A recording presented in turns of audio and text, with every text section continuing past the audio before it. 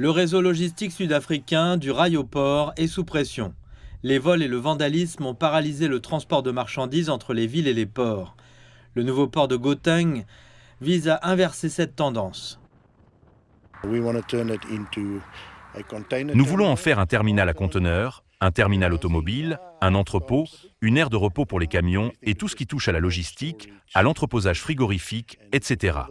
Et avec tous les panneaux solaires ou tous les toits dont nous allons disposer, nous voulons également installer quelques centres de données afin d'exploiter toute l'énergie solaire que nous allons produire à partir des toits. Situé à l'est de Johannesburg, ce hub intérieur sera directement relié au corridor N3, la route de fret la plus fréquentée du pays, qui relie la ville au port de Durban. Nous devons en fait chercher à optimiser le transport routier ainsi que le transport ferroviaire, et l'approche PBS, qui permet d'utiliser des véhicules à grande capacité, est un moyen de réduire le nombre de camions sur les routes. En particulier, par exemple, ce corridor d'entrée, qui rend les camions plus sûrs, réduit les coûts de transport et diminue les émissions. Le coût du projet, qui s'élève à 3 milliards de dollars, témoigne également de sa valeur stratégique, non seulement pour l'Afrique du Sud, mais aussi pour des partenaires internationaux comme la Chine. Avec le déclin de l'industrie manufacturière du pays, les importations, en particulier en provenance d'Asie, transitent plus que jamais par Durban.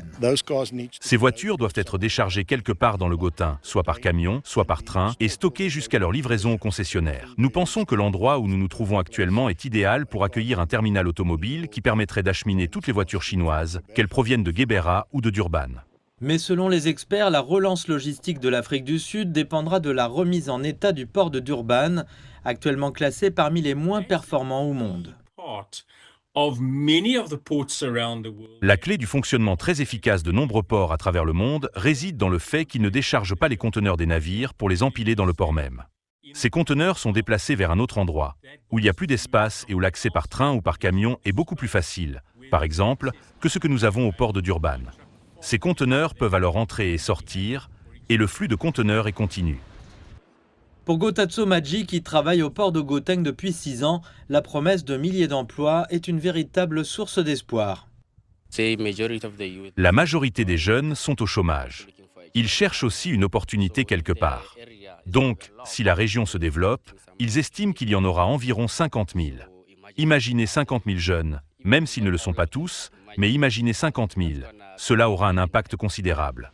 La décision de l'Afrique du Sud d'ouvrir son réseau énergétique aux acteurs privés a contribué à stabiliser l'approvisionnement en électricité. Aujourd'hui, les acteurs du secteur espèrent que de nouveaux partenariats et investissements avec le secteur privé permettront de débloquer des milliards de dollars dans le commerce et de transformer enfin le maillon faible de l'Afrique du Sud en son plus grand atout économique.